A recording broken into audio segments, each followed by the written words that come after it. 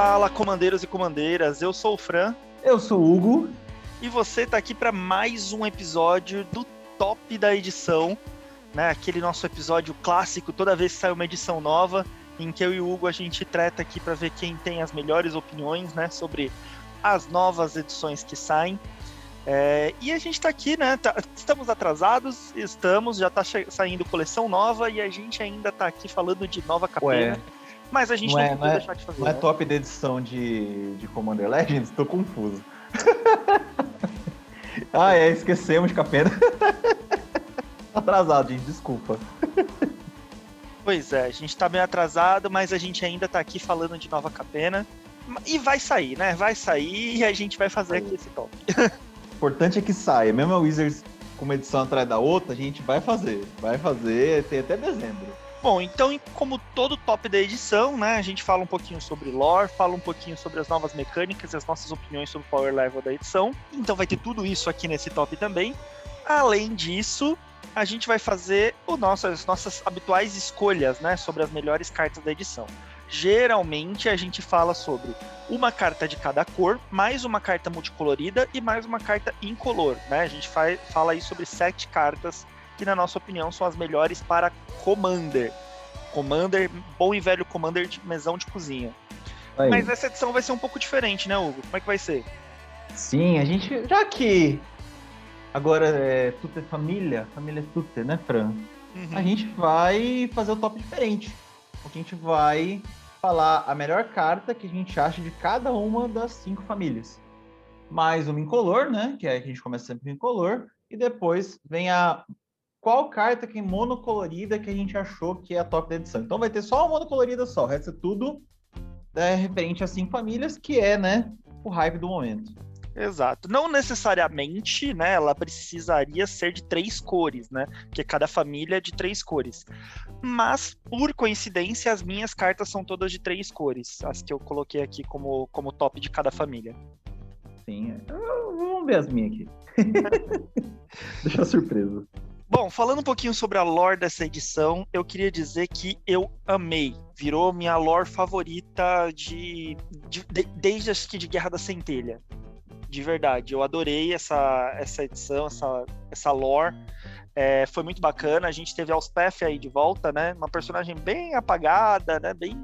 Tá tentando ainda se reencontrar depois que ela saiu do mundo dos mortos lá, né? De Theros.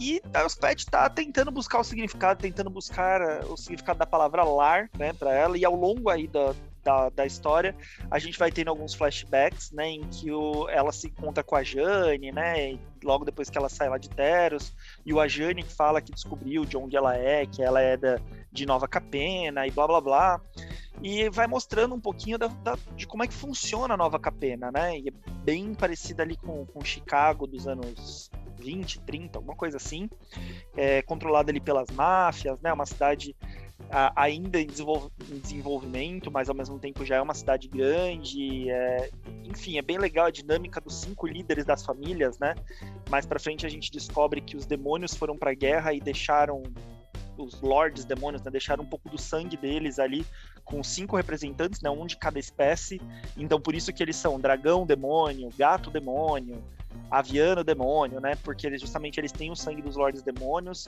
Os anjos estão sumidos, porém, basicamente o item, né?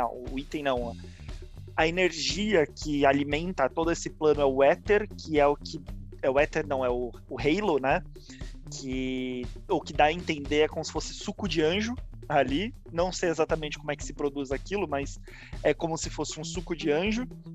Suco de anjo. Então. E daí, nessa história... Mas assim, resumindo, dando um grande resumo, né? Tá todo mundo meio se preparando para alguma coisa que vai acontecer. A gente tem o Ob-Nixilis causando, que ele quer conquistar esse plano, então ele arma lá para poder derrotar todos os líderes de cada uma das 5 famílias. Ele até consegue assassinar um deles, mas daí ele trava uma luta com a Elspeth lá e é impedido de alguma forma. Tem uma mina que é um anjo, depois de muitos anos apareceu um anjo novamente e ela consegue fazer Halo. E a principal coisa é a Wizards está nos preparando para o grande arco dos Phyrexianos, né? Então a gente tem o Urabrask aparecendo, todo ferrado, né? Porque ele passou pela ponte planar. Então ele tá todo machucado, mas ali mostra que ele está tramando contra seus irmãos pretores firexianos. Ele tem algum plano, está fazendo testes com o Halo. Ele foi para Nova Capena justamente porque ele precisava do Halo. E, enfim, leiam a lore, acho que vale muito a pena, porque ela tá bem divertida, eu gostei bastante, veio um ar novo, é bem diferente de tudo que o Magic já tem apresentado pra gente ultimamente. Obnixes fujão, não pode levar uma espadada no pescoço e sai correndo. Pode um negócio desse? Mano, eu quero que esse Planalta morra de uma vez, mano, porque toda vez ele chega, causa, enche o saco, ele fala sai que correndo. Ele é fodão, mas ele só toma pau, daí ele toma pau e sai correndo. Sai correndo. Pô, você não falou um negócio aí dessa lore aí que deu uma acompanhada, hein? E o Tezzeret, hein? Ah, verdade, a gente descobriu que o Tezzeret também, bem lembrado, a gente descobre também que o Tezzeret é um vira-casaca, que ele tá trabalhando lá pros Firexianos, mas na verdade ele não quer, é que ele tem o rabo preso com os Firexianos, por isso que ele tá trabalhando lá, mas ele tá do lado do Urabrask, a gente descobre isso aí. Então, a gente fala do Obnixis que é fujão, mas o cara também pode ter rabo preso, hein, o Tezzeret, pelo amor de Deus, todo mundo tem rabo preso. Pois é, tirou o rabo preso do Nicobolas pra prender com os Firexianos, né? Bem, isso aí. Bem, quem quiser ler mais sobre as mecânicas não, né, quem quiser ler mais sobre a lore, corre atrás, a gente tá muito boa, tá? Eu li assim, gostei, eu vou acordar com o Frank desde Guerra da Centelha, que a gente não ficou tão assim, nossa, cara, eu quero ver o que vai acontecer e tá chegando a hora dos Firexianos aí. Exato, eu gostei muito da construção do plano, eu achei o plano muito legal. Embora eu achei que o líder lá dos... Como é que é o nome dele? Dos Maestro, morreu muito fácil. Xander. O Xander, ele foi derrotado muito fácil, mas ok. Vida que segue. Vamos lá, então. Então, gente, antes da gente falar das novas mecânicas, né, eu vou falar pra vocês que voltou uma antiga, né, voltou só por causa do ciclo, né, que como voltou as Trilands com tipos, né, de novo, então elas voltaram, né, voltou focada mais em Capena, e todas elas têm reciclar. O reciclar só voltou por causa dos terrenos, tanto que não tem nem mais uma carta na edição com reciclar, graças a Deus, porque, né, toda hora com reciclar tava ficando chato. Bem, agora falando sobre as mecânicas, né, que saíram. Cada uma das mecânicas, elas têm a ver com o que a família faz. Então, as oportunidades que as famílias geram, tudo que elas fazem, né, cada uma das mecânicas tem muito a ver com elas. Eu gostei bastante disso. E vamos conhecer, né? A primeira mecânica que saiu foi a mecânica de acobertar, que é dos Obscura. Os Obscura, eles usam a magia para manipular e distrair, sempre em busca de uma posição mais vantajosa. E a mecânica acobertar é a essência disso. Como é que ela funciona? Primeiro, compra uma carta, depois descarta uma carta. Se você descarta um card que não seja de terreno, você põe um marcador mais um na criatura que acobertou. Uma criatura, só um detalhe importante, né, gente? Uma criatura, ela pode acobertar mesmo se não estiver no campo de batalha, né? Já que a habilidade está indo para a pilha, ela vai existir dependente da existência ou não da criatura. O que vai acontecer? Você vai comprar uma carta, vai descartar uma carta, mas não vai colocar marcador. Se a habilidade foi para a pilha e a criatura morreu, paciência. Paciência, a criatura morreu, mas o acobertar continua valendo. Eu achei mecânica forte, tá? Porque, assim, draw nunca é demais, né? Pode ajudar você a acelerar o jogo, lotar cemitério para quem gosta aí, né, de brincar com o cemitério, ou ajudar uma criatura a sobreviver, ou até matar um oponente, né, por causa dos marcadores mais um que vão dando para as criaturas. Mecânica forte, mas me lembrou muito o Explorar de Ixalan. É um Explorar, é tipo um Explorar de Ixalan. Bem, a outra mecânica que saiu foi a mecânica de baixa, que é da família Maestros. Os membros dessa sociedade, dos Maestros, são uma sociedade de elite. Eles não apreciam nenhuma arte tanto quanto a requintada arte de matar, né? Então eles gostam muito dessa arte de matar. E a mecânica de baixa, ela mostra como eles acham bela essa arte. Bem, como ela funciona? Como custo adicional para conjurar uma mágica com baixa, você pode sacrificar uma criatura com poder N ou maior, né? Sendo que N é o número que aparece depois da palavra-chave. Então, se for baixa 2, em ser uma criatura de poder 2 ou mais. Faz isso, você vai desencadear a habilidade baixa e vai copiar a mágica, né? Então, minimamente, se você fez a mágica e o cara anulou, se você usou a mecânica da baixa, uma cópia vai cair, né? Então, é bem interessante isso aí. Detalhes adicionais da mecânica, né? Se a mágica original ela exige algum alvo, você poderá escolher novos alvos para a cópia. Como a cópia é criada diretamente na pilha e logo não é conjurada, significa que a habilidade de baixa da cópia não vai fazer nada, tá? Então você só pode fazer baixa uma vez. E aí, como eu já falei agora há pouco, né? Se alguém anulou a original, a cópia entra, a menos que alguém anule, né, a mágica cópia. Eu achei a mecânica fortíssima, a ideia dela é fortíssima, né? Já que cópia de mágica nunca é algo ruim, né? E vou falar pra vocês que isso em conjunto com o mais difícil, olha que delícia, viu? Sim, eu acho que foram 2 anos aí de quem joga de Spellslinger, de quem joga com... de forma geral, né, que quer copiar, quer fazer combeiro, né, e tudo mais, tá bem feliz, né, porque tá lançando bastante coisa pra isso. Sim, nossa, tá sensacional. Quem gosta disso aí, cara, tá se aproveitando. Quem gosta de brincar de ETB, fazer 2 minutos de ETB no turno, tá muito feliz. A outra mecânica que eu vou apresentar para vocês é a mecânica de Blitz, que vem dos rebiteiros, né? Os rebiteiros, eles são diligentes e durões, né?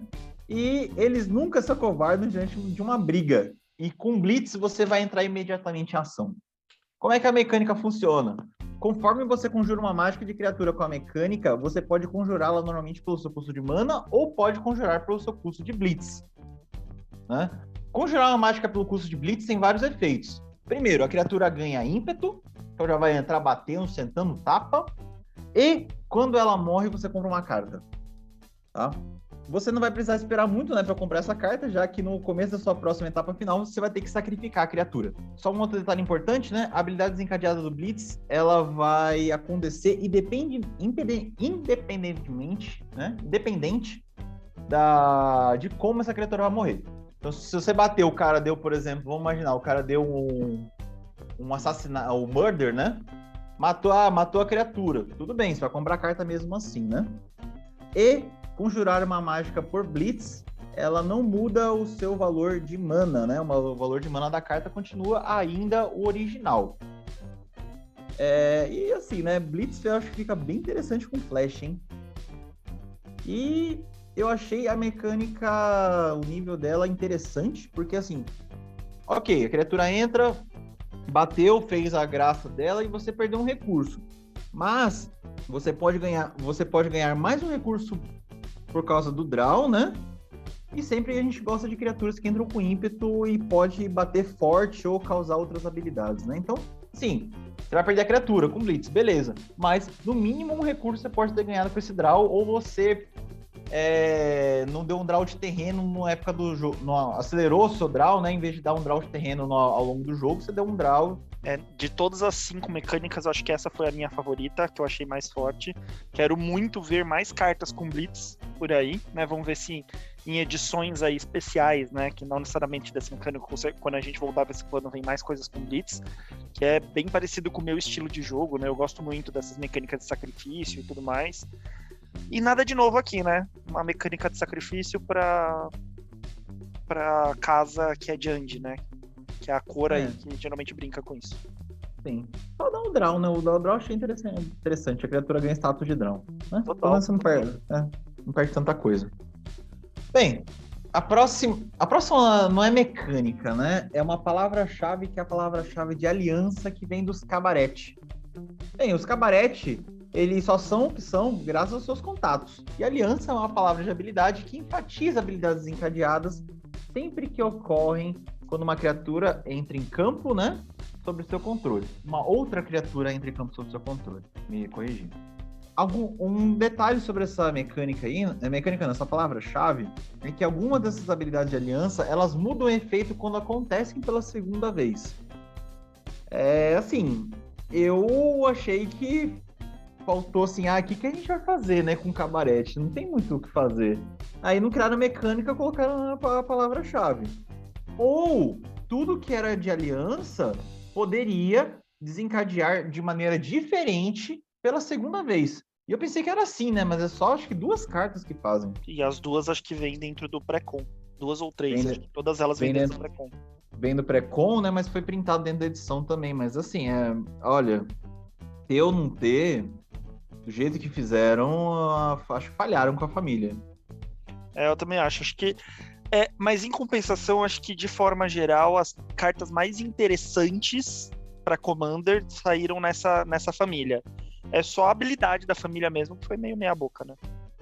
Bem, vou concordar com você. As cartas foram muito boas, mas a mecânica, bem, deixou muito a desejar. E a última mecânica que saiu, né, foi o do marcador de escudo dos mediadores. Então, os marcadores de escudo, né, eles oferecem 2 benefícios. Primeiro, se uma permanente com marcador de escudo seria destruída por um efeito, um marcador de escudo é removido da permanente em vez de ela ser destruída. O segundo efeito do marcador é o contra o dano. Se uma permanente com marcador de escudo sofreria dano, esse dano é prevenido e um marcador de escudo é removido da permanente. Detalhe adicional dessa mecânica, né, desse novo marcador, é que o marcador de escudo não funciona se o dano não puder ser prevenido. O marcador de escudo vai ser removido e a criatura ou o Planinauta sofrerá o dano, independente se tem marcador de escudo ou não, tá? Então vai perder o marcador de escudo e ainda vai tomar dano. Eu achei que é uma armadura de totem nerfada, né? Porque, assim, a mecânica ela ajuda, é boa, né? Mas não é tão boa quanto a armadura de totem. Ela ajuda, vai dar dor de cabeça, só que, assim, se o cara ficar te dando 1 de dano no seu bicho ou no seu Planinauta, ele vai tirar marcador, né? E já a armadura de totem, só se a criatura fosse ser destruída, você remove todo o dano e o marcador, sacrifica lá a permanente tem a armadura de totem. Então poderia ser, né? Perto de armadura de totem, né? Ou não tão assim limitada, né? O cara dá 1 de dano, não perdeu o marcador, né? Mas pode dar dor de cabeça aí, porque, né? Vai ter que dar jeito na criatura 2 vezes. Sim. O que eu acho a Wizards ela tem tentado criar novas habilidades, nerfando habilidades clássicas, né, do jogo. O marcador de escudo, para mim, ele é muito a descrição de como a gente explicava o regenerar, né? A gente explicava falando que a gente colocava um escudo na criatura, coisa desse tipo, né? Para as pessoas entenderem como é que funcionava o regenerar. E se você parar para reparar, essa edição tá saindo na mesma época que foi. Essa edição esse ano é equivalente a Strixhaven do ano passado. E ano passado, em Strixhaven, também a gente teve uma nerfagem, né, uma nerfada de uma mecânica antiga, né, que foi o Hexproof. Hexproof virou Ward em Strix. E agora eles pegaram, na minha opinião, acho que até Totem Armor, né, ou o Regenerar, né, que eles colocaram aí esse marcador de escudo. Então acho que deu para ver um padrão aí que a Wizards está criando, né? Não sei se você concorda, se você conseguiu perceber também isso. Sim, então eles tiraram a resistência à magia e colocaram a salvaguarda, né? Tá acontecendo isso. Na verdade e antes de Hexproof era manto, né? Que manto era difícil demais de se lidar, né? Era aí ruim para você mesmo, né? Aí, vamos melhorar, vamos deixar só pro oponente. Aí virou a palhaçada. Aí nerfaram. Eu tô vendo esse caminho sim, viu? Eu acho que vai acontecer com mais e mais mecânicas aí, mas eu gostaria mais de que focassem, na verdade, em coisa nova, viu? Vou voltar atrás, assim, voltar atrás é legal, tal, mas voltar atrás demais eu não gosto muito, não. E eu queria muito também, aproveitando, que eles colocassem as mecânicas dessas edições recentes aí de novo já, né? Pra poder ter mais coisa. Sim. Em vez de criar habilidade nerfada. Eles estão, eu acho que voltando em habilidades antigas que podem ser problemáticas no cenário atual e colocando elas de uma forma um pouco mais fraca, né? Acho que essa é a principal moral da história aí que eu tenho percebido. Mas, ainda assim, ok, né? Eu preferia a keyword antiga, preferia as formas antigas, preferia, mas ainda assim tá justo, né? Essa habilidade aí do marcador de escudo é legal porque é marcador, eles renovaram, colocaram mais um tipo de marcador aí, para quem quer deck de marcador, então provavelmente vai utilizar, né? Então, ok, não me desagradou totalmente, embora eu acho que essa é a habilidade mais fraca das 5. Então. Você falou da dos cabarete, mas mesmo a dos cabarete, eu acho que ela ainda faz sentido, né? Tem uns efeitos aí cria uns ETB. Agora, essa daí pra mim é a mais fraca das 5.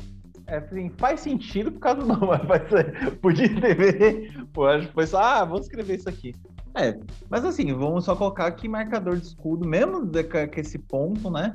Ele dá dor de cabeça, né? Porque se o cara for usar, o cara não dá dano, ele só mata bicho, ele vai ter que usar 2 recursos com você. Né? Isso aí é um ponto que por isso que a gente não desgostou tanto, né, Fran? Uhum. Exatamente. Bem, eu falei das mecânicas aqui, né? Antes da gente começar então a nossa pancadaria aqui, vou chamar o Fran pra gente falar de Power Level.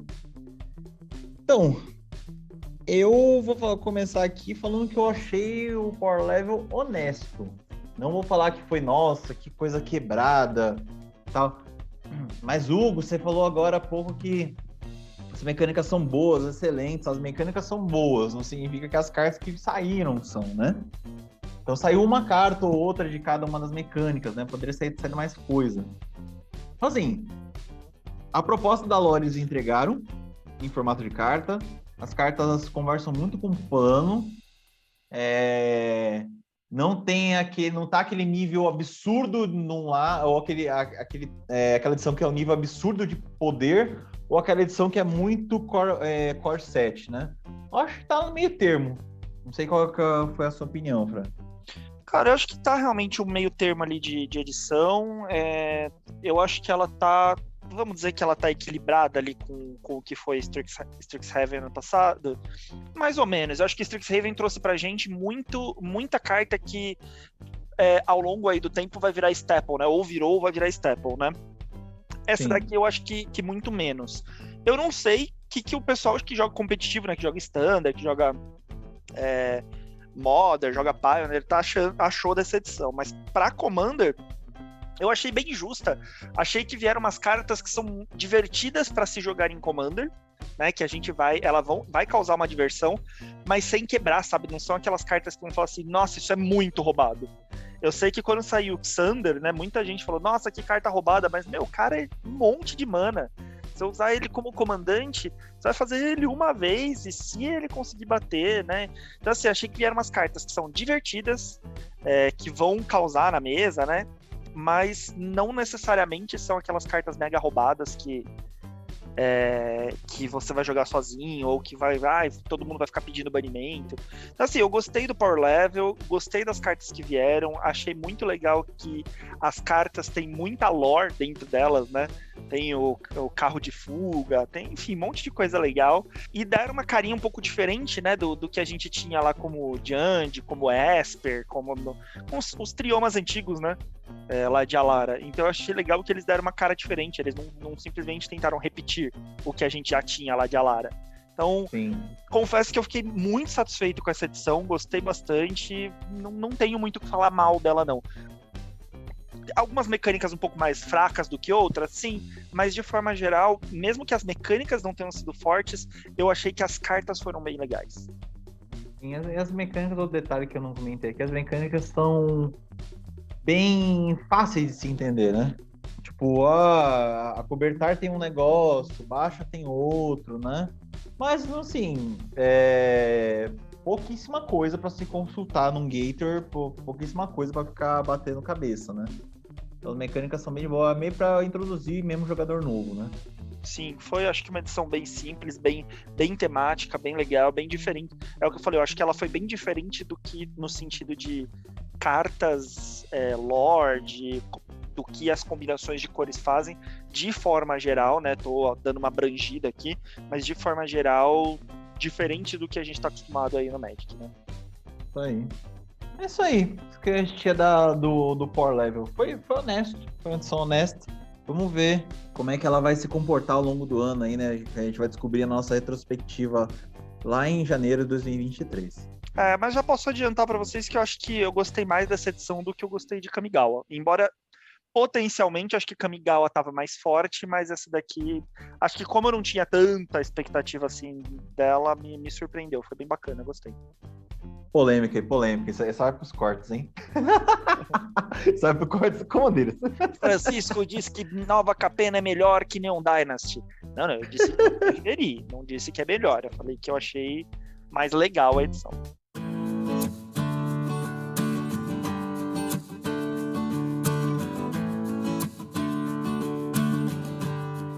Bom, então vamos começar aqui com o nosso debate, né, de quais são as melhores cartas dessa edição. Regrinhas básicas, né, gente? Então, já falamos, vamos fazer 5 cartas multicoloridas, uma de cada família, mais uma incolor e mais uma monocolorida. Quando a gente falar que essa carta é a top da edição, a gente está se referindo para Commander, tá? Não para outros formatos competitivos. E a nossa máxima, né? A gente não está aqui para cagar a regra, então a gente acha que essa carta é a melhor ou não significa que você é obrigado a concordar com a gente, né? Então, fique à vontade para discordar o quanto quiser, tá? A gente está aqui mais pelo debate mesmo, tá? E dar aí nosso ponto de vista, nossa opinião. Então, Hugo, falando sobre como a gente sempre começa pela incolor, começando pela incolor, qual que é a sua top da edição incolor? Rapaz, é o seguinte, se a gente tivesse começado esse podcast em Icória, eu teria falado que as Trilentes de Icória eram uma top de edição. Eu ia roubar e ia falar que é o conjunto de terrenos mesmo.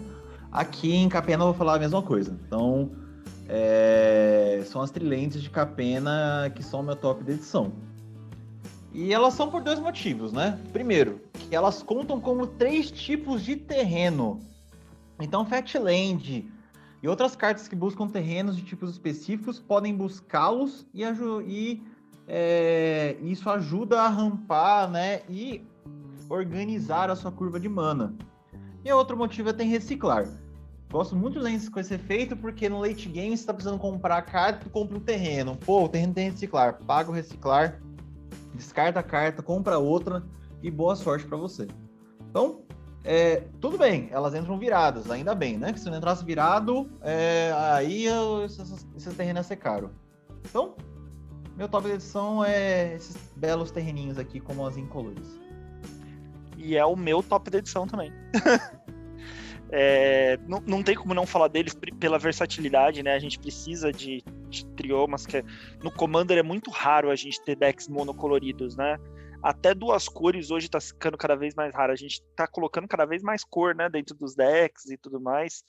E os triomas são extremamente necessários se a gente tem um deck de 3 cores ou mais. E esse daí, o fato dele ter os terrenos básicos e ele te dar um draw no late game se você não der aquele draw de terreno que você não queria, poder descartar ele para comprar uma nova carta, eu acho que é fundamental.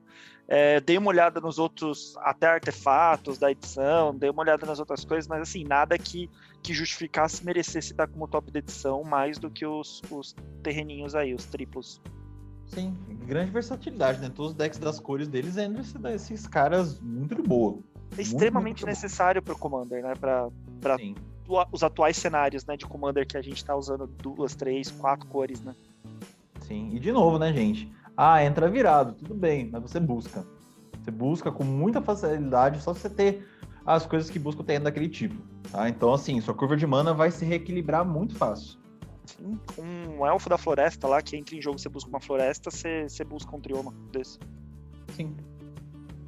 Isso aí. Concordamos, então, né? Então, começamos assim, né? Então eu vou ver se a gente vai discordar da próxima, né? Eu vou chamá-lo para falar da família Cabaret. E aí, Fran? E aí no Cabaré, quem que é o seu preferido? Cara, eu escolhi na família do Cabaré uma carta que você comentou no nosso análise dos decks pré-com. Você colocou essa carta lá como sugestão para um dos decks pré-com. E já tô dando spoiler, né? Se você não ouviu o nosso último cast, que foi a análise dos decks, né? Eu estou falando do Jetmir Nexo das Festanças. Eu achei muito boa a carta, tá? A combinação de cores dela é excelente. Ele é um felino, eu acho que cada vez mais a Wizards está forçando para que o deck de felinos não seja só verde e branco, mas verde, branco e vermelho. Ele pode ser seu comandante com facilidade, ele é muito bom para ser seu comandante, até não precisa nem ser para um deck tribal de felino, mas para um deck de tokens, e essas são as cores que mais fazem tokens, né? Eu acho que ele vai muito bem, ele tem um corpo excelente, ele é 5/4, e o efeito dele é incrível, ou seja, você pode ter um comandante que é um finalizador, ou seja, o seu comandante é a sua win con do deck. Ele pode entrar para matar um oponente. Então, só por causa disso, eu achei impressionante. Tipo, você pode ir fazendo o seu joguinho, a hora que você colocar o comandante na mesa, você pode ser para tirar um inimigo. E eu acho que a gente tem poucos comandantes que tem essa funcionalidade, né? De ele ser uma win con, né? E a gente não tá falando de combo, né? Existem vários comandantes aí que combam, que daí ele é sua win con. Esse daqui, sem ser combo, ele vai ser, né? Mas vamos ao efeito dele, né? Então, como eu falei, ele é uma criatura lendária, felino demônio. Ele é uma vermelha, uma verde e uma branca, que são as cores da casa aí do cabaré. 5/4. Ele tem 3 efeitos. O primeiro as criaturas que você controla recebem +1/+0 e terão vigilância enquanto você controlar 3 ou mais criaturas. Próximo efeito dele. As criaturas que você controla também recebem +1/+0 e terão atropelar enquanto você controlar 6 ou mais criaturas. Então tem 6 ou mais criaturas, contando com ele, tá? Ele conta. Ela vai ter já aí +2/+0, vigilância e atropelar.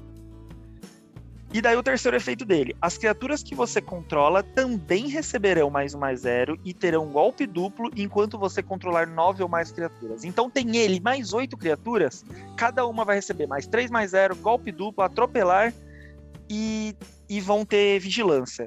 Gente, para quem não sabe, golpe duplo, na minha opinião, é uma das habilidades mais roubadas do Magic.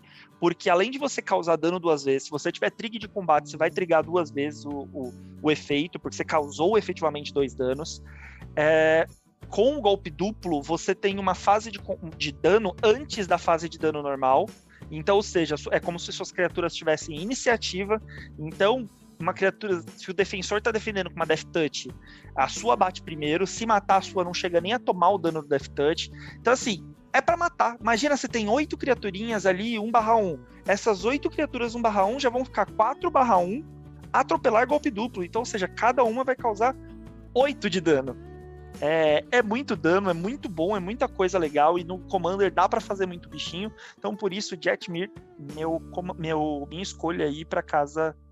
E é um comandante barato, né? Diferente dos outros líderes de casas, ele é 4 manas só. Então ele entra fácil na mesa. 4 manas pra ser feito um 5/4, não tinha como não ser ele. Rapaz, Jetmir também foi meu top de edição. É claro, eu falei que era carta sugestão, vai ser meu top de edição. Não tem muito o que falar, não. O que eu vou acrescentar do que o Fran falou é que, assim, ele não precisa entrar necessariamente com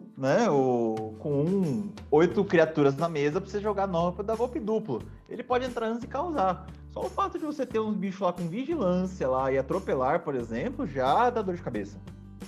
Né? Se você faz muito token, né? Esses tokens vão se repondo, ótimo. E ele se infla, né? Então ele é uma poderosa máquina de matar. Tá? Se você chegou no último efeito com ele, ele entra e se ele tiver um ímpeto, né? Pena que ele não tem ímpeto. Mas se ele entrar no turno que bateu, ele ganha 3-0. Ele fica com 8-4, vigilância, atropelar e golpe duplo. Se alguém tomar na cara, toma 16. Ah, mas você tá falando de vermelho, não é difícil dar ímpeto no vermelho, não. Então. Nossa, ou dá uns infla mais, só dá um infla mais. Ele pode virar praticamente um Voltron. Né? Você mata 2 ali com a horda de bichinho, e o que sobrou você mata de Jetmir. O próprio comandante já entra matando. Exato, eu acho ele muito bom, não tinha como não ser, eu imaginei que a gente fosse dar match mesmo, que a gente fosse combinar, porque não tinha como ser outro comandante, ou outra carta dessa família como top, sem ser ele. Não tem, quando ele saiu eu achei poderoso demais, falei, gente, isso aqui é um incom, isso aqui, esse bicho entra, cai e mata um. Isso aí, então eu acho que esse podcast vai ser mais rápido. Pois é, né, a gente tá dando match aqui em tudo, as 2 primeiras já deu match, vamos ver se na próxima não dá, Hugo. Então eu quero ver o que você colocou aí pros maestros. Vamos ver, eu acho que não vai dar. Para os maestros, o que eu acho que já é a nossa primeira discordância, eu escolhi como top da edição a Evelyn, a Cobiçosa. Né? A Evelyn, a Cobiçosa, ela é 2 qualquer, uma híbrida de preta e azul, uma preta e uma híbrida de preta ou vermelha. Mana híbrida, gente, só pra quem não conhece, você pode pagar ou de uma cor ou de outra, tá? Isso aqui é bem interessante, isso é bastante criaturinha com esse tipo de custo híbrido nessa edição aí, com as criaturas de 3 cores. Então fica bem versátil aí jogar o bicho na mesa.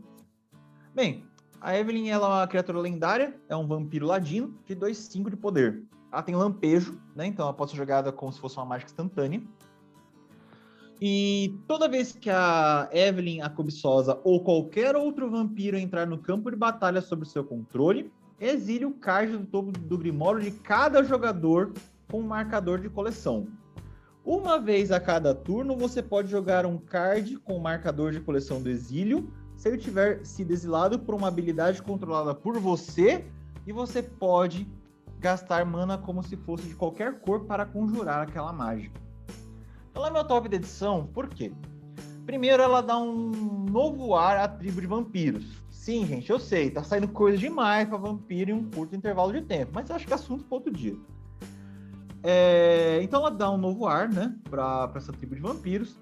Outro motivo, eu gosto muito de deck baseado em roubo. Inclusive eu tenho um, né, que o Fran conhece muito bem, que é o Malcolm e o Bermuda. E o interessante desse tipo de deck não é só ficar usando os recursos do oponente contra ele, né? E ele eu gosto desse tipo de deck, na verdade, porque ele é uma maneira de tirar recursos dos seus oponentes. E também você pode fazer uma certa política, já que você pode usar você pode usar contra ele, né?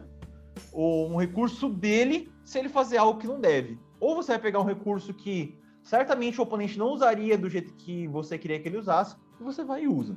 Outro ponto interessante dela é que, caso ela saia do jogo e volte, né, você ainda poderá jogar a carta exilada anteriormente, né? Fazendo com que você tenha recursos de negociação com seus oponentes ao longo do jogo. Ela saiu de jogo, joga ela de novo, você vai poder jogar as cartas novamente. Né? As cartas não perderam se perderam para sempre, né? Então você tem um grande poder de negociação ao longo do jogo. A política aí ficou interessante, né? Então, por esse novo ar aí, agora vampiros são ladrões, né? Eu tô escolhendo ela como top da edição. Hugo, tá difícil, cara.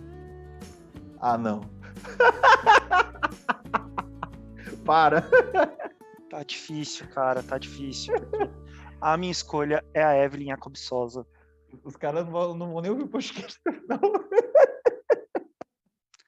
Cadê as nossas tretas, Hugo? Cadê, cara? Desse jeito não dá pra seguir. Não dá. Você, meu querido ouvinte, que nos segue há tanto tempo, gosta da gente ver, da gente bater boca aqui, rir da escolha do outro, debochar de um ao outro. Eu peço desculpas a você. Tá? Isso aqui não foi combinado. Eu peço muitas desculpas e isso não vai mais se repetir. Eu espero. Eu já tô vendo o Augusto, nosso amigo Augusto, reclamando no grupo, falando que é o pior podcast porque a gente não tretou. Mas assim, essa, cara. Essa aí eu não sei que a gente escolheu igual, não. Mas assim, eu acho que, de forma geral, você falou muito bem dela. Eu acho que a principal vantagem dela é que ela dá um novo ar pra tribo dos vampiros mesmo. Tava todo mundo muito estagnado, que assim, por mais que saíram outros vampiros muito bons, ainda assim o deck de vampiro tava muito preso no Edgar Markov, né? Nada superava o Edgar Markov. Ele é realmente muito bom, mas eu acho que com ela faz com que as pessoas queiram montar pela primeira vez um deck de vampiro um pouco diferente, né? Com uma outra temática. Então ela é minha escolha e eu acho que ela é mais interessante assim, se eu tivesse que escolher. Não tô falando por nível, mas por diversão. Qual deck de vampiro eu montaria um da Evelyn. Então esse é só o adendo que eu coloco aí no que o Hugo falou, mas ela é minha escolha e ela é ótima. Sim. Eu até falei pra você, né, quando ela saiu, né? Falei, deu vontade de montar deck de vampiro, viu? Porque é bem diferente. Assim, é claro, é um deck muito dependente de comandante, porque essa habilidade só vai acontecer praticamente quando ela tá na mesa. Mas aí você cria o subtema normal de um deck de tribal de vampiro, né? Vampiro batendo, sentando cacete. Fazendo token, né? Marcadores, os caramba. Quando ela voltar pra mesa, você vai e começa a fazer a festa de roubar coisa, né? Então nem precisa roubar tanto, né? Você começa a pegar aquelas coisas pontuais que você sabe que vai dar dor de cabeça pros outros, tá ótimo. Exatamente. Aliás, gostaria de ver até fazer um ideias pro deck com ela, só para ver o que você sugeriria aí de cartas para ela. Vou me colocar na listinha para fazer dela em breve. Boa. Aproveitando, né, gente? Se alguém tiver alguma ideia para ideias pro deck, que é o conteúdo exclusivo lá no Instagram, manda mensagem lá pra gente, no @comandeiros no Instagram. A gente vai querer saber o que você tá querendo que a gente monte aí futuramente, né? E já tem todos lá também nos nossos destaques do Ideias pro Deck. Tem todas as ideias que nós já fizemos desde o ano passado. E já fica aí também como recadinho, né? Querem falar com a gente, dar feedback sobre os nossos episódios, querem falar, esse episódio foi uma bosta que vocês concordaram muito, fala com a gente lá no Instagram. E a gente também tem um canal no YouTube, né? O Comandeiros no YouTube, segue a gente lá, tem pessoas descobrindo a gente lá só agora. A gente coloca todos os nossos casts lá também para vocês ouvirem pelo YouTube, se preferirem. E em breve vamos começar a colocar aí algumas outras coisas, alguns outros tipos de vídeo lá para vocês, tá?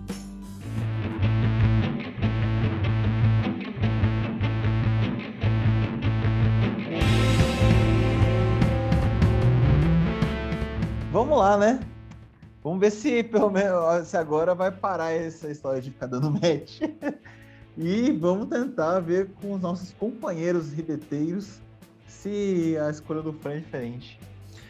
Rebiteiros. Eu acho que nos rebiteiros a nossa escolha vai ser diferente. Eu escolhi uma carta que eu achei ela muito útil, ela bem legal, mas não sei se ela realmente é a carta mais forte da edição, mas eu achei ela legal, que valia a menção aqui, tá? Eu escolhi a Ognis, o Chicote do Dragão. Ela é uma criatura lendária, Viashino Guerreiro, então mais uma criatura lendária, dá pra ver que essa edição, como eu falei, né, pra quem é comandeiro, né, essa edição veio muito legal de criaturas lendárias, muitas criaturas bacanas pra gente colocar tanto dentro das 99 ou até pra gente tentar montar um deck delas, né, então foi legal. Ela é 4 manas, sendo uma qualquer, uma híbrida vermelha e preta, uma vermelha e uma híbrida vermelha e verde, 3/3, ímpeto. Toda vez que uma criatura que você controla com ímpeto atacar, cria uma ficha de tesouro virada. A ficha de tesouro tá entrando virada.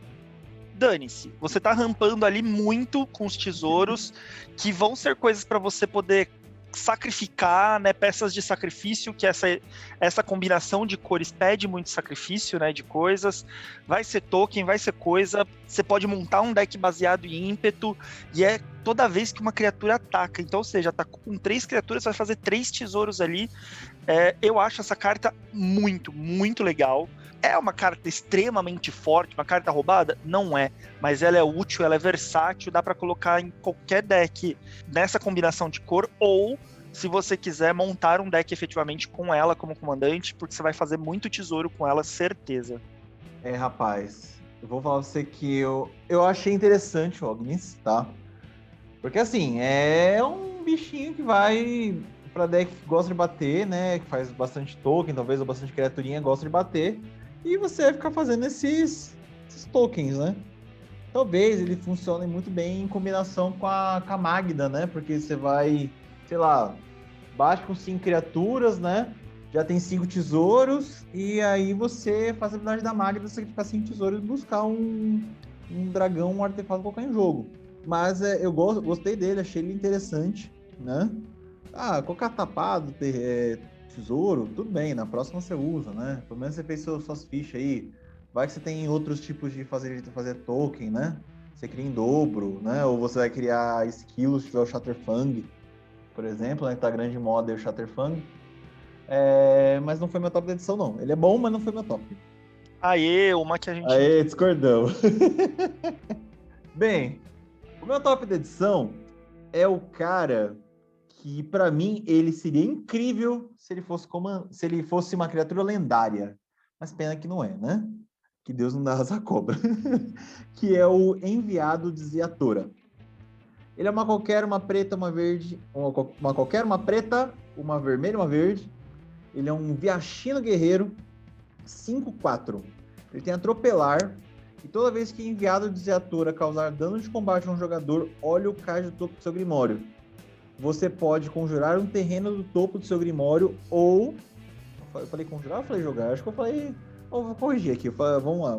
Você pode jogar um terreno no topo do seu Grimório, ou conjurar uma mágica com valor de mana igual ou inferior ao dano causado do topo do seu Grimório, sem pagar o seu custo de mana. Se não fizer isso, coloque aquele card em sua mão. E ele tem Blitz, 2 qualquer, uma preta, uma vermelha e uma verde. Por que esse cara é meu top de edição, né? Vamos lá, primeiro assim, né, de novo, seria incrível se ele fosse criatura lendária, que podia ser meu comandante, um belo de um Voltron seria esse cara. Então assim, já que ele não é lendário, né, então eu vou falar por que eu gostei dele. Ele ajuda você, primeiro, porque ele tem um corpo grande por um baixo valor de mana. Tem uma evasão muito boa que é atropelar. Então, o dano vai causar, muito provavelmente, e você vai desencadear a habilidade.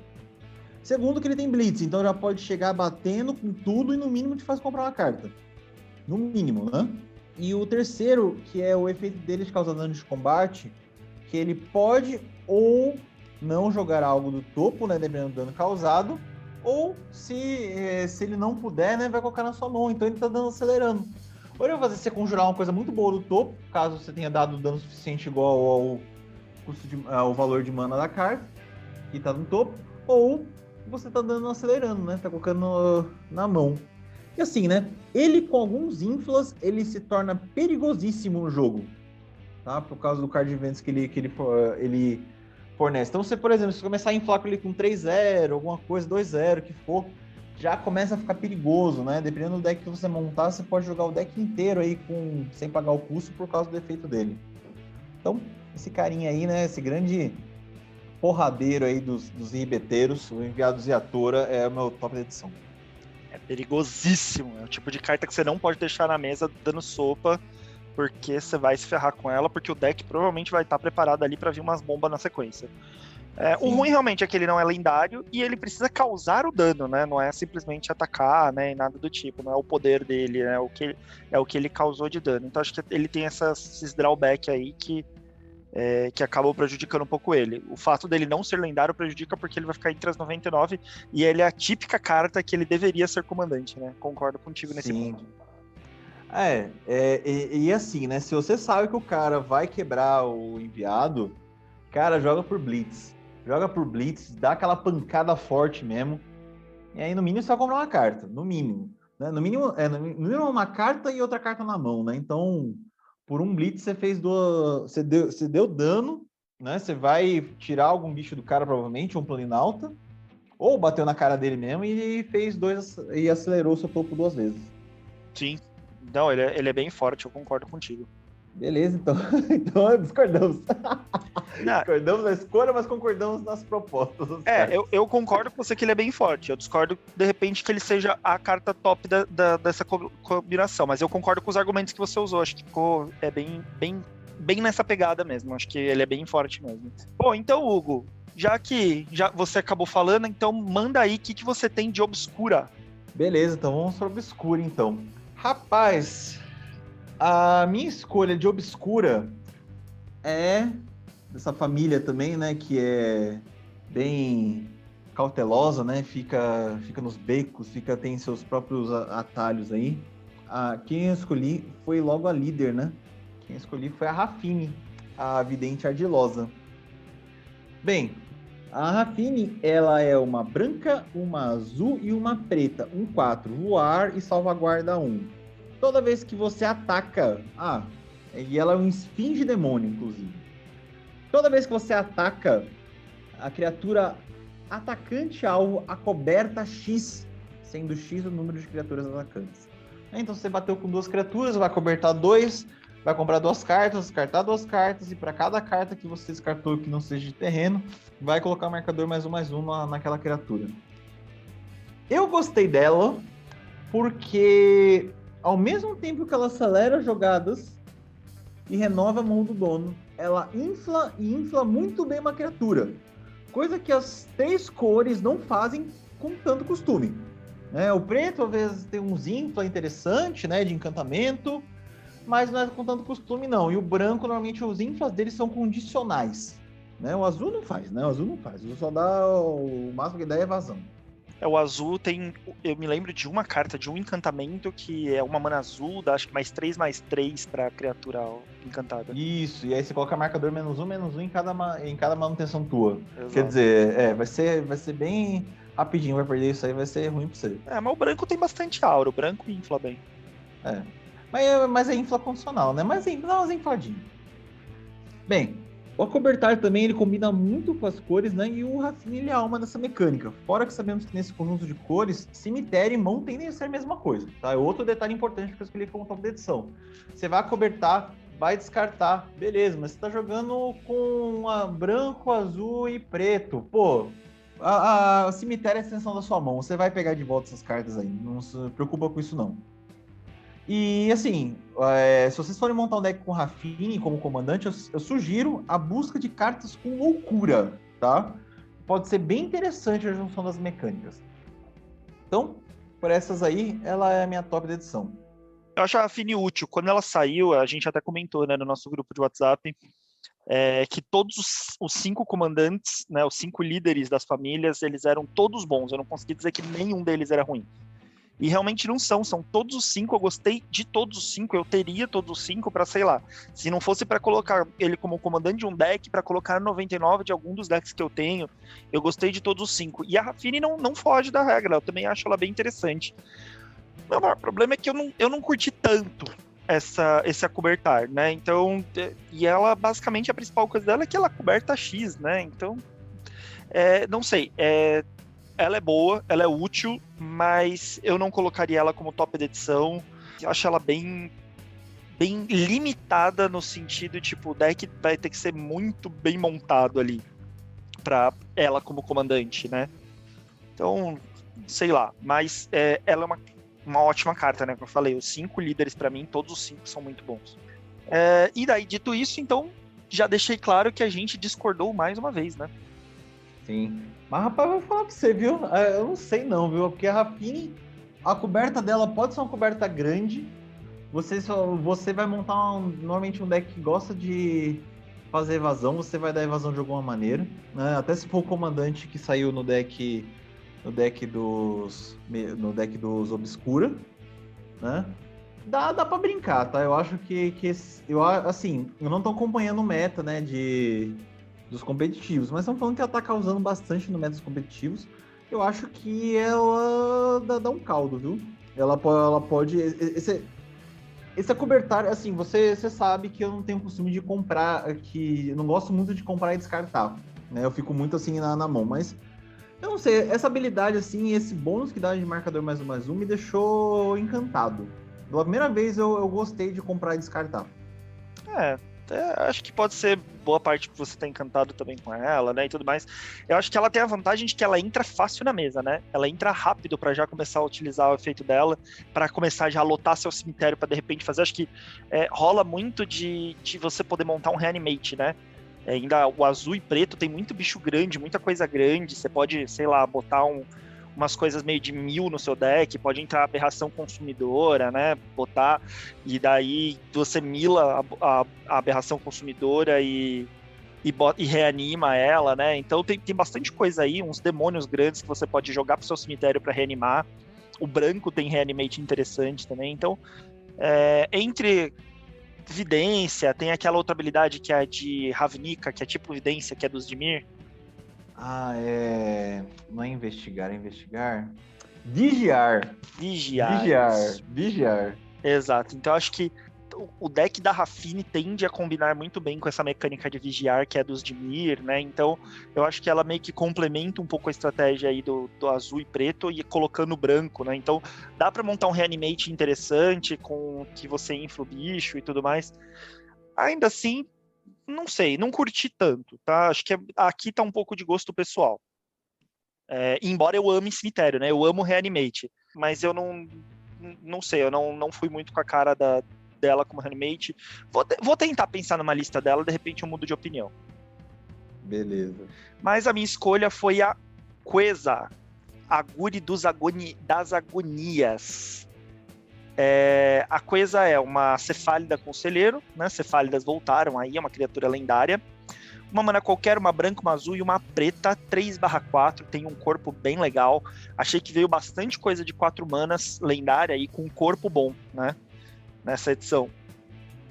E ela tem um efeito que é, toda vez que você compra um card, o oponente alvo perde 1 ponto de vida e você ganha 1 ponto de vida. O que eu achei legal? A gente geralmente vê esse tipo de habilidade muito junto com o vermelho, né? Foi legal ver essa habilidade junto com o branco. E eu acho que tem tudo para dar muito certo. Você pode montar um deck aí de dor e ao mesmo tempo com muito draw. Eu acho que ela tem tudo para fazer um deck incrível. Uma versão com branco do... Nossa, deu branco agora o nome dele. O Nekuzar, você quer dizer? Nekuzar, isso. Eu acho que ela pode fazer uma versão com branco muito interessante do deck do Nekuzar, né? Em que o oponente perde ponto de vida, né? Para cada vez e você ainda vai ganhando vida, ou seja, você vai se fortalecendo. Então você pode até partir para uma estratégia meio suicida, porque a sua comandante te fortalece. Então eu acho que assim, como o deck do Nekuzar é um deck que eu tenho muita vontade de montar e é um deck que eu gosto muito, né? E eu acho que ele é muito forte, ele funciona muito bem. O deck da Queza pode funcionar muito bem também como um deck de dor. Qual que é o problema do deck de dor, né? Que o Hugo bem sabe disso. Geralmente os decks de dor te ferram também, porque as pessoas começam a tomar, né, os pouquinho de dano, e elas começam a se voltar contra você. A Queza, eu acho que ela tem uma vantagem que ela te dá vida, então mesmo que se voltem contra você, você consegue ir equilibrando sua vida, né? Essa combinação de cores eu acho que te ajuda muito nisso. Não acho que essa edição especificamente auxilia você a montar um deck da Queza, mas eu acho que se você pegar a Queza e montar com edições anteriores, com cartas de edições anteriores, você consegue montar um deck bem legal de dor, e que deck de dor é muito maneiro, muito bom. Ah, sim. Então, falando sobre a parte dos comentários, né? Só complementando o que o Fran falou. Primeiro deck de dor eu conheço. Você lembra que eu tentei montar a Liza? Nossa, a Liza foi uma história. Porque a Liza eu tentei chegar numa versão, pensei muito, cheguei. Mas a Liza, ela causava muito, né? Eu lembro que vocês perdiam muita vida, eu ganhava vida, recuperava, mas uma hora a mesa ficava irritada demais e se voltava. Então, o ganho de vida que eu tinha dentro do deck da Liza não supria o hate que eu tomava, né? Mesmo explodindo coisa, né? O problema da Liza era que, além do hate da mesa, a própria Liza comia a sua vida.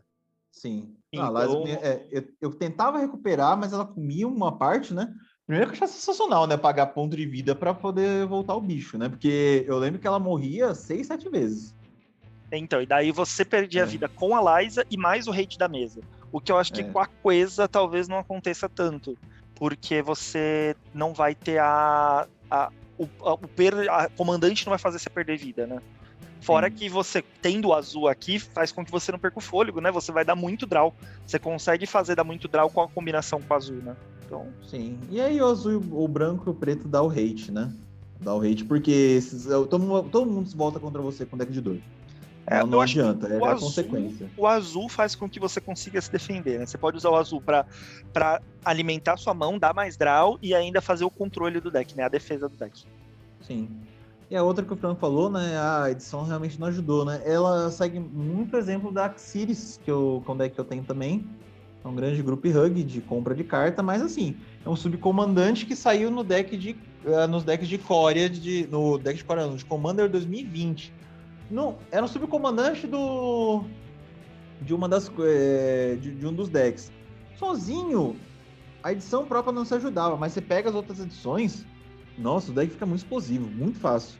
Dá pra montar um deckzinho interessante com a coisa. Dá pra montar um group hug de dor aí, né? Um group dor aí. Inclusive, você tava querendo um deck de dor, eu acho que esse deck aqui seria bem a sua cara, viu, Hugo? O pessoal já tá acostumado, já entendeu que não existe almoço grátis.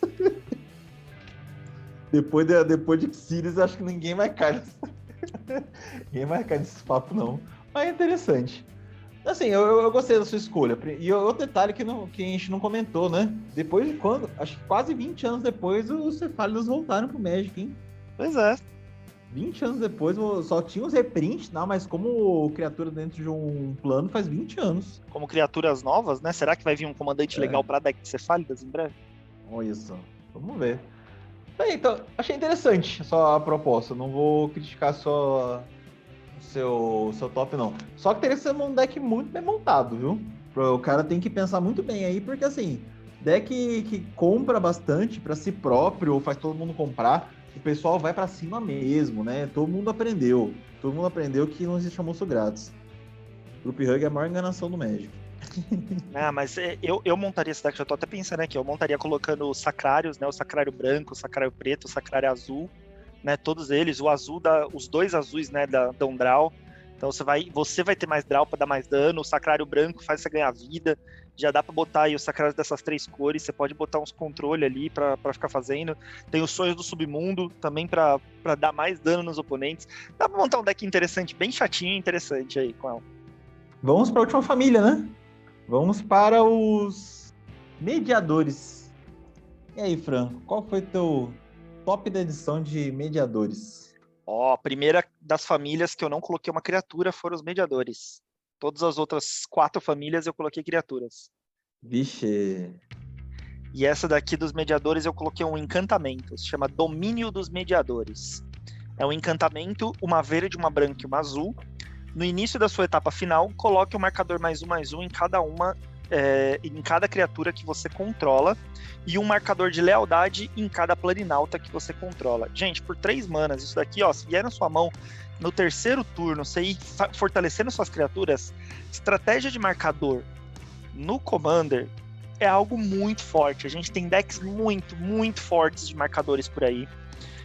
Essa combinação de cores especificamente é muito boa para marcadores. A gente tem cartas muito roubadas com habilidades com marcadores.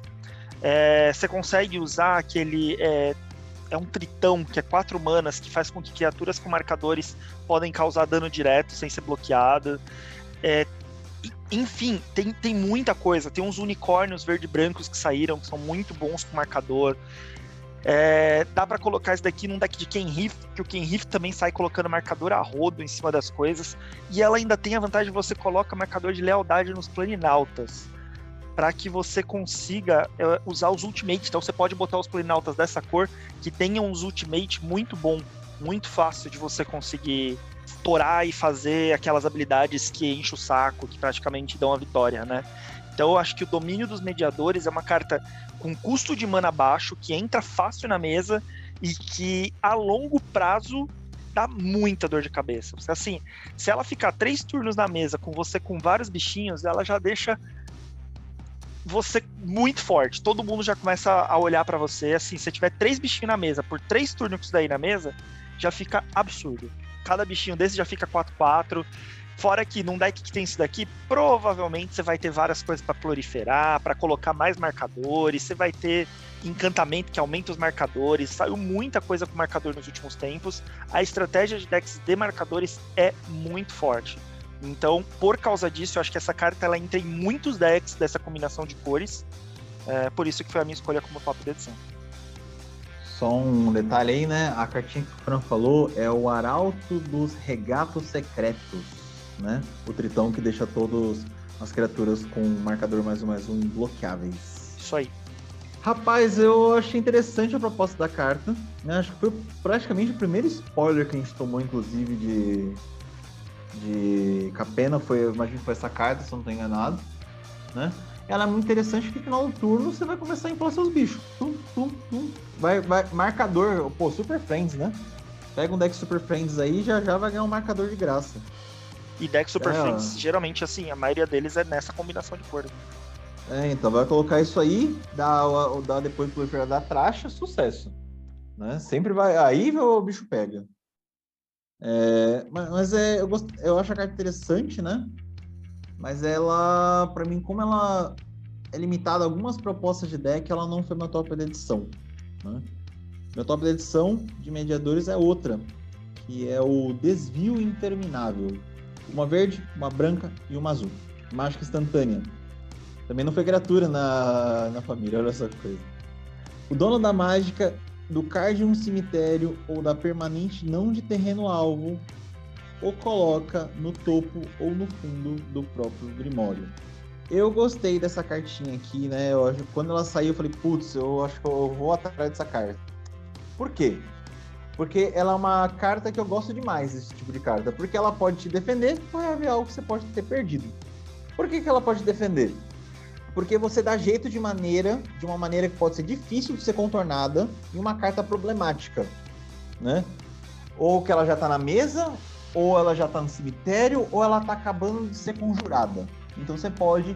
o cara conjurou uma mágica que não pode ser anulada. Problema dele, você vai dar um desvio interminável e manda pro fundo do deck do cara.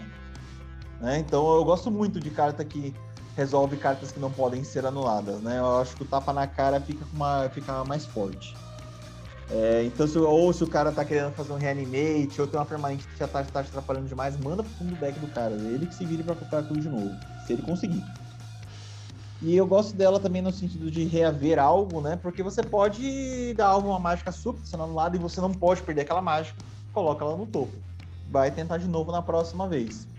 Ou você devolve uma permanente, que é muito melhor você colocar ela no topo do deck do que você perdê-la.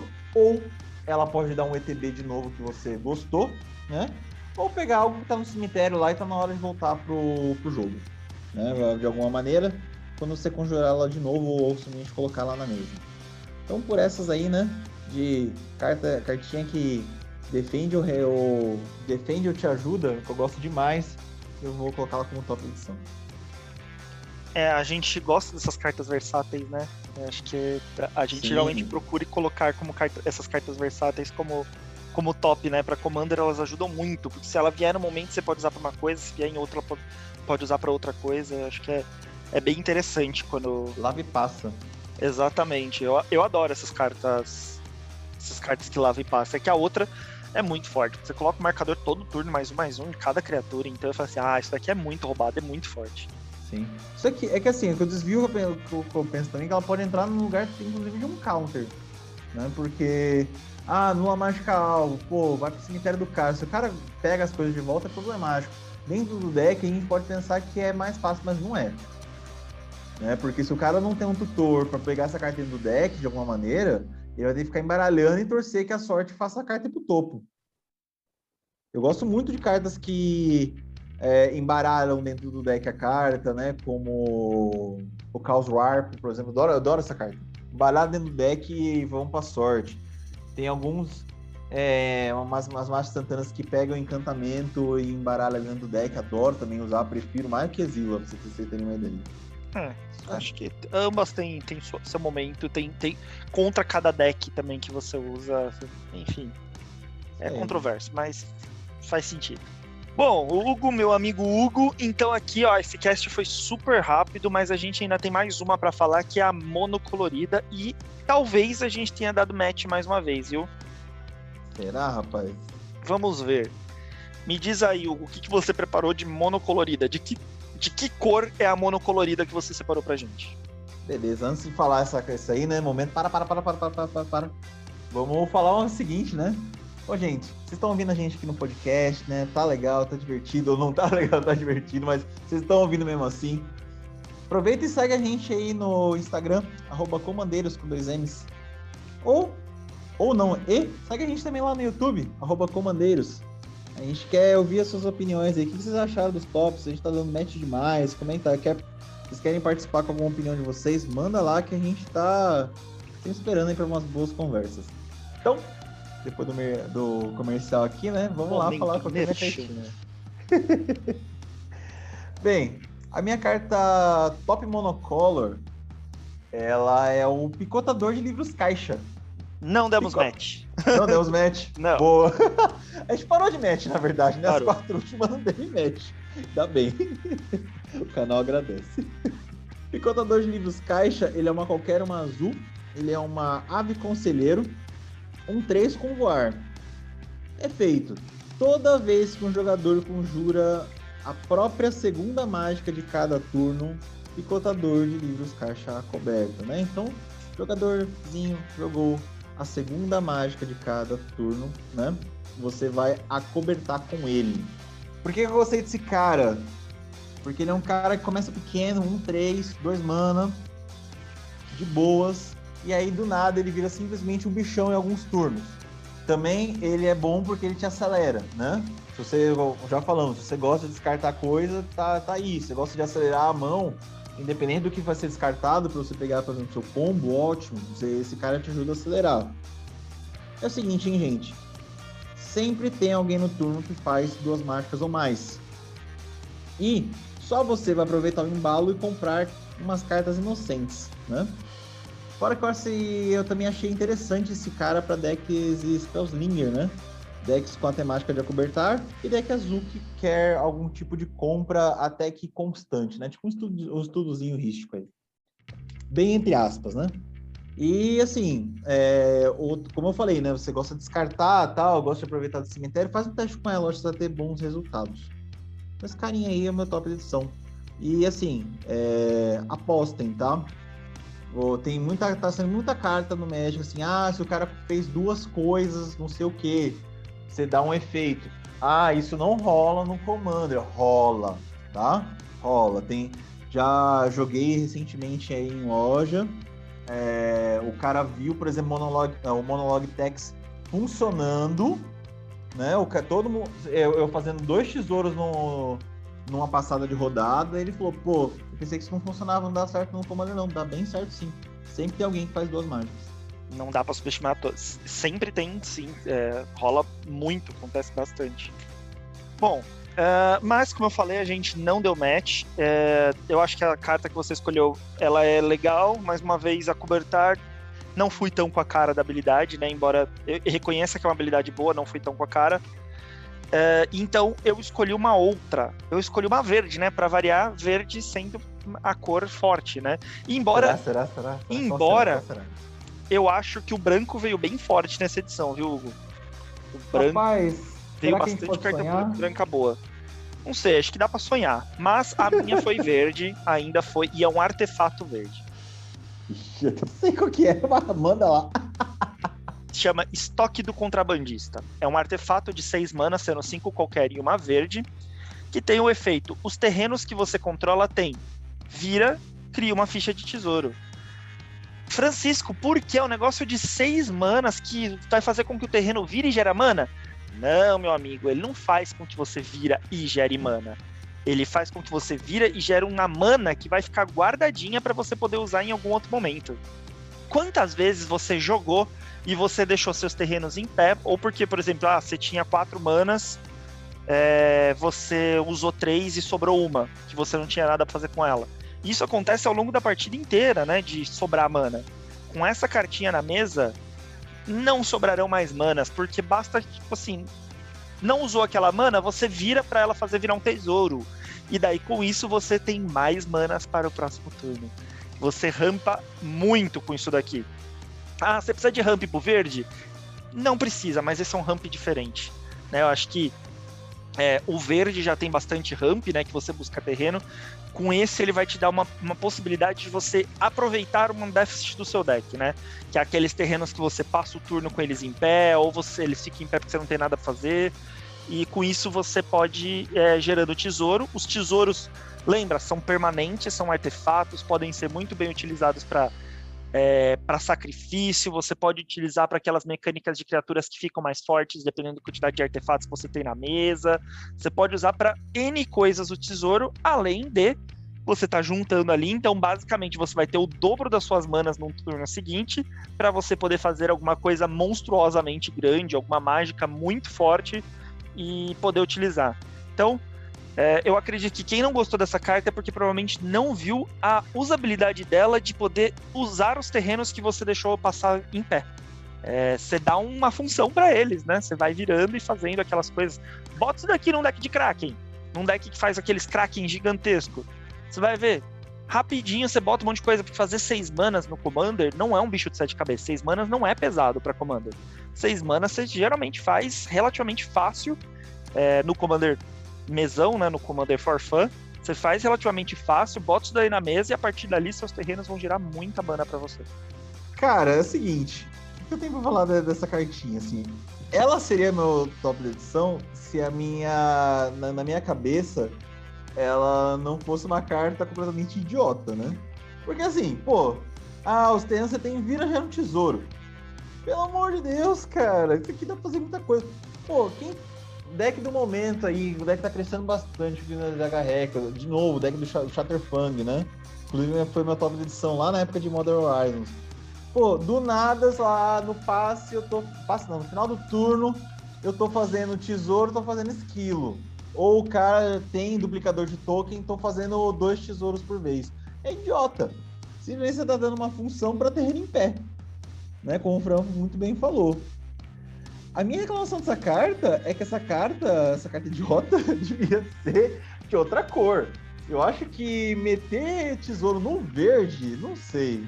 É tipo a velha Royoso. A velha Royoso é uma carta excelente. Mas ela... Por que ela tá no verde, né? Por que ela não... Esse efeito não tá em outra cor, tipo vermelho, tipo branco, né? Eu acho que tem muito cara de efeito muito mais vermelho, né? Essa carta, se fosse vermelha, ela seria um arraso, um estrago. Já nasceria muito cara. Mas no verde eu ainda assim não acho ela ruim. Eu não acho ela ruim. Assim, o efeito não é nem um pouco ruim, tá, gente? Eu não foi meu top porque o que vem na minha cabeça como defendê-la é que a carta é idiota. Não ia falar muita coisa, mas é tipo o Boseiju, quando eu falei no top de Kamigawa, eu falei, minha defesa é que entra em qualquer deck, né? Então, esse tipo de coisa eu evito de usar nos tops. A carta é muito boa, não tem que falar não. Eu só não gostaria que fosse no verde, eu gostaria que fosse em outra cor. E pra mim ela entra em quase qualquer deck verde também aí. Bota ela que os tesourinhos vão ser úteis aí pra você de alguma forma. Porra. E com isso a gente encerra mais um top da edição, hein, Hugo? Esse daqui acho que foi bem flash. A gente conseguiu ser bem sucinto aqui e deu boas dicas aí pra galera ficar esperta, né, pros seus decks de Commander. Isso aí, gente. Então, encerramos mais um top aí.